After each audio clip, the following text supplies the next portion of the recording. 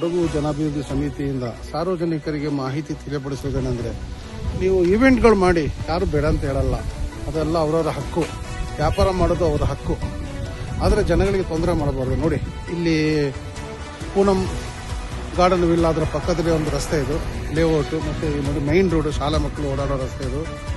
ಇಲ್ಲಿ ನೋಡಿ, ಇಲ್ಲಿ ಯಾರೋ ನೆನ್ನೆ ರಾತ್ರಿ ಈವೆಂಟ್ ಮಾಡಿಬಿಟ್ಟು, ಬರ್ತ್ಡೇ ಪಾರ್ಟಿ ಮಾಡಿಬಿಟ್ಟು ರಸ್ತೆಯಲ್ಲೆಲ್ಲ ಈ ಥರ ವೇಸ್ಟ್ಗಳಲ್ಲಿ ಬಿಸಾಡಿ ಹೋಗಿದ್ದಾರೆ. ನಾಯಿಗಳು ನೋಡಿ ಇಲ್ಲಿ ತಿಂತಾ ಇದೆ, ರಸ್ತೆ ಬದಿಯಲ್ಲಿ ಎಲ್ಲ ಚಲ್ಲಾಪಿಲ್ಲಿಯಾಗಿ ಬಿದ್ದಿದೆ. ನೋಡಿ, ನಮ್ಮ ಕೊಡಗು ಜನಾಭಿವೃದ್ಧಿ ಸಮಿತಿಯಿಂದ ಸಾರ್ವಜನಿಕರಿಗೂ ಹಾಗೂ ಕುಶಾಲನಗರದ ಪುರಸಭೆ ಅಧಿಕಾರಿಗಳಿಗೆ ತಿಳಿಯಪಡಿಸುವುದೇನೆಂದರೆ, ಈ ರೀತಿ ಮಾಡೋರ ವಿರುದ್ಧ ಕ್ರಮ ಕೈಗೊಳ್ಳಬೇಕು. ಇದು ನಿಜವಾಗ್ಲೂ ಭಾಳ ಒಂದು ಬೇಸರ ಸಂಗತಿ. ಮೈನ್ ರೋಡ್, ಶಾಲಾ ಮಕ್ಕಳು ಓಡಾಡೋ ರಸ್ತೆ ಇದು. ನೋಡಿ, ಇಲ್ಲಿ ಪೂನಂ ಗಾರ್ಡನ್ ವಿಲ್ಲ ಅಂತ ಇದೆ, ಇದರ ಪಕ್ಕದಲ್ಲಿ ಆಗಿರುವಂಥದ್ದು. ಯಾರೋ ಸಾರ್ವಜನಿಕರು ಹೇಳ್ತಾರೆ, ನೋಡಿ ಇದೇ ಅಂಗಡಿ, ಇಲ್ಲಿ ನೈಟ್ ಈವೆಂಟ್ ಮಾಡ್ತಾರೆ ಅಂತ. ಇದರ ಬಗ್ಗೆ ಸೂಕ್ತ ತನಿಖೆ ಆಗಬೇಕು. ಮತ್ತು ಈ ಕಸಗಳು ರಸ್ತೆಗೆ ಬಿಸಾಡುವವರ ವಿರುದ್ಧ ಇಲ್ಲೇ ಒಂದು 2-3 CC ಕ್ಯಾಮರಾಗಳಿದೆ, ಅದರ ಮುಖಾಂತರ ಚೆಕ್ ಮಾಡಿಬಿಟ್ಟು ದಯವಿಟ್ಟು ಇದನ್ನು ಪರಿಶೀಲನೆ ಮಾಡಿ ತಪ್ಪಿತಸ್ಥರ ವಿರುದ್ಧ ಕ್ರಮ ಕೈಗೊಳ್ಳಬೇಕಂತ ಕೊಡಗು ಜನಾಭಿವೃದ್ಧಿ ಸಮಿತಿಯಿಂದ ಮನವಿ ಮಾಡಿಕೊಳ್ಳುತ್ತೇವೆ.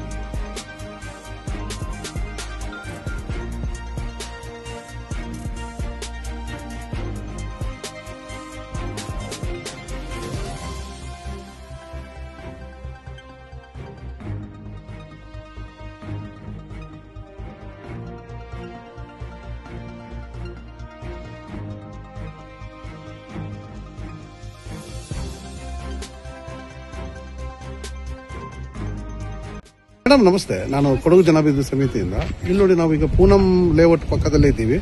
ಈ ಕಸಗಳೆಲ್ಲ ರಸ್ತೆ ಬದಿಯೆಲ್ಲ ಈ ತರ ಇದೆ. ಇದ್ರ ಬಗ್ಗೆ ನೀವು ಏನು ಹೇಳ್ತೀರಿ ಹೇಳಿ?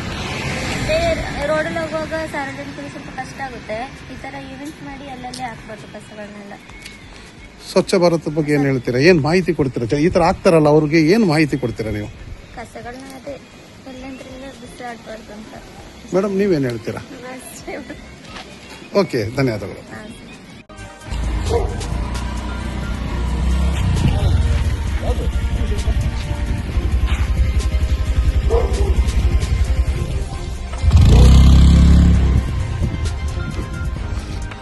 ಸರ್ ನಮಸ್ತೆ, ನಾನು ದಾವೂದ್, ಕೊಡಗು ಜನಾಭಿವೃದ್ಧಿ ಸಮಿತಿಯಿಂದ. ಇವತ್ತು ಬೆಳಿಗ್ಗೆ ನನಗೊಂದು ಮಾಹಿತಿ ಬಂತು, ಇಲ್ಲಿ ಗಂಧದ ಕೋಟೆ ಪೂನಂ ಲೇಔಟ್ ಪಕ್ಕ ರಸ್ತೆ ಬದಿಯಲ್ಲಿ ಈವೆಂಟ್ ಮಾಡಿರುವಂತಹ ವೇಸ್ಟ್ಗಳೆಲ್ಲ ಬಿಸಾಡಿದ್ದಾರೆ ಅಂತ. ಆಗ ನಾವು ಖುದ್ದಾಗಿ ಬಂದು ನೋಡಿದಾಗ ನಾಯಿಗಳು ಎಲ್ಲ ತಿಂತ ಇತ್ತು, ರಸ್ತೆ ಬದಿಯಲ್ಲಿ ಈ ಥರ ಎಲ್ಲ ಬಿದ್ದಿದೆ. ನಾನು ನೋಡಿದ ಮಟ್ಟಿಗೆ ಒಂದು ಯಾವುದಾದ್ರೆ ಒಂದು ದ್ವಿಚಕ್ರ ವಾಹನ ಸ್ಪೀಡಾಗಿ ಬರುವಾಗ ಆ ಪ್ಲಾಸ್ಟಿಕ್ ಇದ್ರ ಮೇಲೆ ಹತ್ತಿದ್ರೆ ಅವರಿಗೂ ಅಪಘಾತ ಆಗುವ ಸಂಭವ ಇದೆ. ಅದೇ ರೀತಿ ಇದು ಇವತ್ತು ಆದಿತ್ಯವಾರ, ಶಾಲೆ ಮಕ್ಕಳೇನು ಇಲ್ಲ ಇವತ್ತು, ಆದರೆ ಯಾವತ್ತೂ ಈ ಥರ ಮಾಡಬಾರ್ದು. ಒಂದು ಸಾರ್ವಜನಿಕರಿಗೆ ಹಾಗೂ ಅಧಿಕಾರಿಗಳಿಗೆ ಒಂದು ಮಾಹಿತಿ ನೀಡುವ ರೂಪದಲ್ಲಿ ಕೊಡಗು ಅಭಿವೃದ್ಧಿ ಸಮಿತಿಯ ಗೌರವ ಸಲಹೆಗಾರರು PK ಯಾದವ್ ಅವರು ಇದ್ದಾರೆ. ಸರ್ ಹೇಳಿ ಸರ್. ನಮಸ್ಕಾರ. ನಾವೇನು ಹೇಳೋದು ಅಂತ ಹೇಳಿದ್ರೆ, ಈವೆಂಟ್ ಪಾರ್ಟಿ ಮಾಡಲಿ ಅಥವಾ ಬೇರೆ ಏನೇ ಸಮಾರಂಭಗಳು ಮಾಡಲಿ, ಯಾಕೆಂದ್ರೆ ಅದು ಅವರವರ ಹಕ್ಕು. ನೋಡಿ, ಈ ರಾತ್ರಿ ಏನೋ ಪಾರ್ಟಿ ಮಾಡಿದ್ದಾರೆ, ಈ ಕಸಗಳ ಅವರ ತಿಂದ ವೇಸ್ಟು ಇದೆಲ್ಲ ಇಲ್ಲೇ ಬಿಸಾಕಿ ಹೋಗಿದ್ದಾರೆ. ಇದರಿಂದ ಜನಗಳಾಗಲಿ, ಪ್ರಾಣಿ ಪಕ್ಷಿಗಳಾಗಲಿ, ನಾಯಿಗಳಾಗಲಿ ಎಲ್ಲ ತಿಂದ್ರೆ ಒಂದು ಫುಡ್ ಪಾಯ್ಸನ್ ಆಗುವಂತ ಸಾಧ್ಯತೆ ಇದೆ.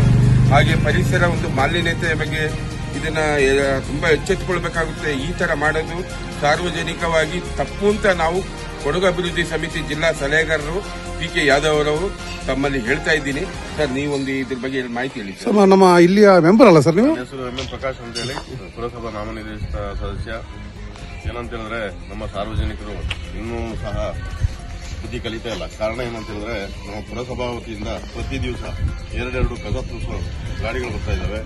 ಅದೇ ರೀತಿ ಕೆಲಸಗಾರರು ಕೂಡ ನಮ್ಮ ಪೌರ ಕಾರ್ಮಿಕರು ಬರ್ತಾ ಇದ್ದಾರೆ. ಇಷ್ಟೆಲ್ಲ ಸೌಲಭ್ಯ ಮಾಡಿಕೊಟ್ರು ಕೂಡ ಜನರು ಬುದ್ಧಿ ಕಲಿಲ್ಲ ಅಂತ ಮನೆ ಮನೆ ಕಸ ಗಾಡಿ ಹೇಳಿದ್ರೆ ವಿಪರ್ಯಾಸ.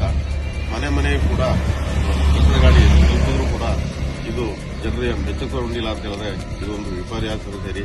ಇಂಥವ್ರ ಮೇಲೆ ನಮ್ಮ ಪುರಸಭಾ ಅಧಿಕಾರಿಗಳು ಯಾರು ಅಂತೇಳಿ ಇದನ್ನ ಪರಿಶೀಲನೆ ಮಾಡಿ ಕಂಡುಹಿಡಿದು ಈ ರಸ್ತೆ ಬದಿ ಕಸವನ್ನ ಬಿಸಾಡುವಂತವರ ಮೇಲೆ ಶಿಸ್ತು ಕ್ರಮ ಜರುಗಿಸುವುದರಲ್ಲಿ ನಾನು ಒಪ್ಪಿಕೊಳ್ಳುತ್ತೇನೆ. ಸರ್, ಒಳ್ಳೆಯ ಮಾಹಿತಿ ನೀಡೋದಕ್ಕೆ ಕೊಡಗು ಜನಾಭಿವೃದ್ಧಿ ಸಮಿತಿಯಿಂದ ನಿಮಗೆ ಧನ್ಯವಾದಗಳು.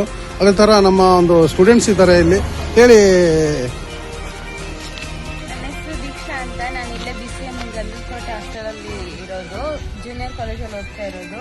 ಇಲ್ಲೊಂದು ಈವೆಂಟ್ ಇದೆ. ಆ ಈವೆಂಟಿಂದ ಏನು ಪ್ರಾಬ್ಲಮ್ ಇಲ್ಲ. ಇವರು ಮನೆ ಹತ್ರನೇ ಕಸದ ಗಾಡಿ ಎಲ್ಲ ಬರುತ್ತೆ, ಆದ್ರೂ ಈ ಥರ ಕಸ ಎಸೆಯೋದೆಲ್ಲ ತಪ್ಪು ಅಂತ ಹೇಳ್ತೀನಿ. ಇಲ್ಲಿ ಹಾಸ್ಟೆಲ್ ಮಕ್ಕಳು ತುಂಬ ಓಡಾಡ್ತಾರೆ. ಅದರಿಂದ ನಾಯಿಗಳು ಈ ಥರ ಬಂದು ಎಸೆಯೋದ್ರಿಂದ ನಾಯಿಗಳು ಬಂದು ತಿಂತಾ ಇರುತ್ತೆ. ತುಂಬ ಬೀದಿ ನಾಯಿಗಳು ಜಾಸ್ತಿ ಆದರೆ ಮಕ್ಕಳು ಓಡಾಡೋಕ್ಕೂ ಪ್ರಾಬ್ಲಮ್ ಆಗುತ್ತೆ. ಹಾಗೆ ಡ್ರೈನೇಜ್ ಬ್ಲಾಕ್, ಸ್ಮೆಲ್ ಬರುತ್ತೆ, ಯಾರು ಓಡಾಡೋಕ್ಕಾಗಲ್ಲ. ತುಂಬ ಮನೆಗಳಿದೆ. ಈಗೆಲ್ಲ ಕಸ ಎಸಿಬಾರ್ದು ಅಂತ ಕೇಳ್ಕೊತೀನಿ. ಒಳ್ಳೆಯ ಮಾಹಿತಿ ನೀಡಿದ್ದೀರಾ, ಧನ್ಯವಾದಗಳು.